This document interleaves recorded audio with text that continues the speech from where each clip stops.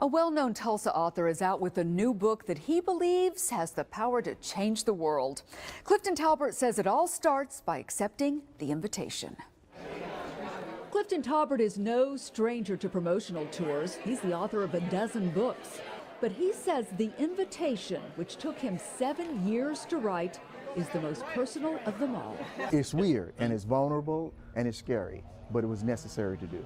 The book chronicles Taulbert's relationship with Miss Camille, a South Carolina woman descended from generations of slave owners. An invitation to visit her plantation sent Taulbert on a 5-year journey of self-discovery.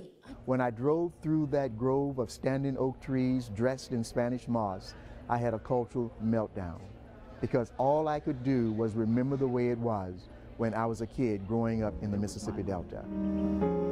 I was born during the harvest of 1946. Taulbert's story of growing up behind a wall of segregation is told in his book, Once Upon a Time When We Were Colored, which was later made into a critically acclaimed movie.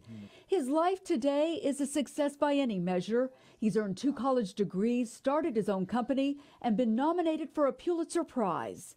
And yet, in an instant, the power of that wall was back to haunt him. As the son of a maid, you know, we've grown up to be writers. We've grown up to be lawyers and doctors.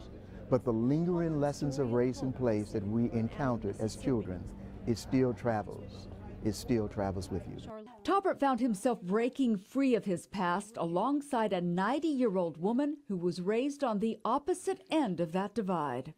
I saw her literally break all the rules of legal segregation that her generation had put in place. And in their journey, he sees a path that could help heal a nation. Above all, he says, the invitation is a story of hope. If Miss Camille can do it, so can the rest of the world.